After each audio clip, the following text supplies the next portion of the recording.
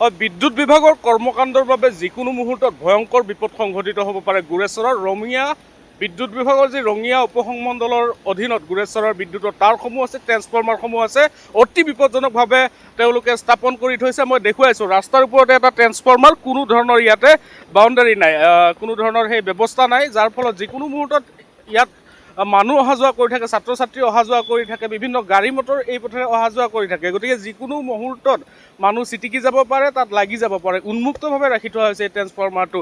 33,000 ভল্টেজৰ এটা অতি বিপদজনক ট্ৰেন্সফৰ্মাৰ। এইটো এনেদৰে দীৰ্ঘদিনে উন্মুক্ত হৈ আছে।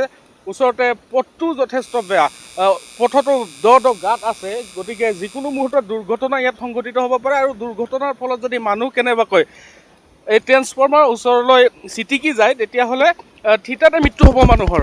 আৰু দুদিনমান পূৰ্বে যোৱা দেওবাৰে এগৰাকী লোকৰ মৃত্যু হৈছিল গুৰেশ্বৰ অঞ্চলত। বিদ্যুৎ বিভাগৰ চূড়ান্ত গাফিলতিৰ বাবে এই ঘটনাটো সংঘটিত হৈছিল।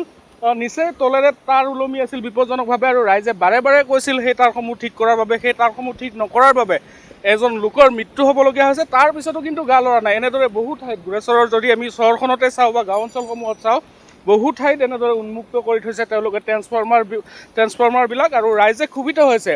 সেই ঘটনাটো যেতিয়া সংঘটিত হৈছিল ৰবিবাৰৰ দিনটো, তাত বিদ্যুৎ বিভাগৰ বিষয়া কৰ্মচাৰীক ৰাইজে আবদ্ধ কৰিও ৰাখিছিল, তথাপিও কিন্তু তেওঁলোকৰ গা লৰা নাই।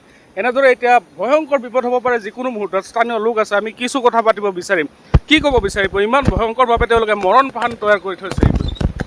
গুৰেশ্বৰৰ মাজমজিয়াত অৰ্থাৎ বয়াগেলা পথত, গুৰেশ্বৰ আঞ্জিকাত সংযোগী পথৰ মাজতে এটা উন্মুক্ত অৱস্থাত আছে ট্ৰেন্সফৰ্মাৰ। এই ট্ৰেন্সফৰ্মাৰটো ইমান বিপদজনকভাৱে আছে, কেতিয়াবা এই ৰাস্তাখিনি সম্পূৰ্ণ ভাঙি চিঙি গৈছে। ইয়াত পথৰ মাজত গাঁতৰ সৃষ্টি হৈছে। এই গাঁতটোৰে যান বাহন কেতিয়াবা পাৰ হওঁতে যদি কেতিয়াবা ছিটকি পৰে, ট্ৰেন্সফৰ্মাৰটো পৰিব। গতিকে আৰু কোনো লোকৰ ইয়াত প্ৰাণহানি হোৱাৰ সম্ভাৱনা আছে। গতিকে আমি বাৰম্বাৰ বিদ্যুৎ বিভাগক এই বিষয়ে অৱগত কৰিছোঁ, যদিও তেখেতসকলে কোনো ধৰণৰ পদক্ষেপ গ্ৰহণ কৰা নাই। ৰঙিয়া উপসংমণ্ডলৰ SDO হিমাংশু প্ৰসাদ, তেখেতক আমি পোনপটীয়াভাৱে বাৰম্বাৰ অভিযোগ দাখিল কৰিছোঁ যে গুৰেশ্বৰৰ পথৰ ভিতৰত থকা, পথৰ মাজতে থকা এই ট্ৰেন্সফৰ্মাৰটো ইয়াৰ পৰা স্থানান্তৰ কৰিব লাগে, নহ'লে কেতিয়াবা দুৰ্ঘটনা সংঘটিত হ'ব। কিন্তু আমাৰ অভিযোগৰ প্ৰতিও কোনো ধৰণৰ তেখেতসকলে গুৰুত্ব আৰোপ নকৰে, যাৰ কাৰণে তেখেতসকলৰ হেমাহিৰ বাবে যোৱা ৰবিবাৰে এজন নিৰীহ মানুহৰ প্ৰাণহানি হ'ল। গতিকে পৰৱৰ্তী সময়ত যাতে আৰু নিৰীহ মানুহৰ প্ৰাণহানি হ'ব নালাগে, তাৰ বাবে এই ট্ৰেন্সফৰ্মাৰটো ইয়াৰ পৰা স্থানান্তৰ কৰিব লাগে, অনতিব লাগে, নহ'লে আমি বিদ্যুৎ বিভাগৰ বিপক্ষে আন্দোলন কৰিবলৈ বাধ্য হ'ম। পথাৰত খেতি কৰিবলৈ যোৱা মানুহৰ মৃত্যু হৈছে একমাত্ৰ বিদ্যুৎ বিভাগৰ গাফিলতিৰ বাবে। তাৰপিছতো কিন্তু এনেদৰে উন্মুক্ত কৰি ৰাখিছে একাংশ ট্ৰেন্সফৰ্মাৰ। আৰু লোক আছে, আপুনিও এই পথেৰে অহা যোৱা কৰি থাকে, কি ক'ব, কি আহ্বান জনাব? হয়, আমাৰ বৰ্তমান বিদ্যুৎ বিভাগৰ কিছুমান গাফিলতি আছে, যাৰ কাৰণে আজি কেইদিনমান আগত হাজালপাৰা গাঁৱত এজন ব্যক্তিৰ মৃত্যু হ'ল।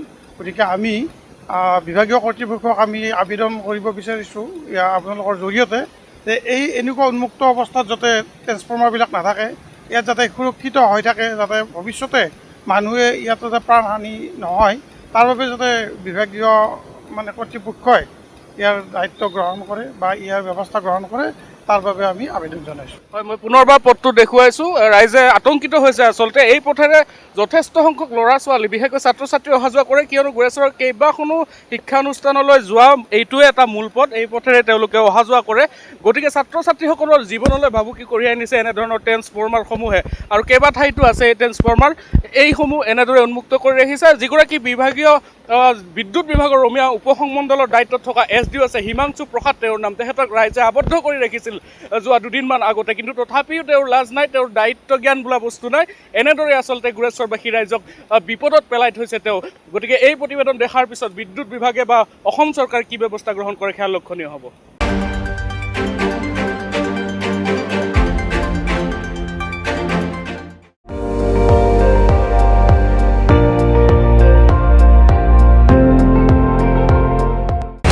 আপুনি চাই আছে ND24, সৰ্বশ্ৰেষ্ঠ নহয়, সৰ্বোত্তমৰ দৌৰত।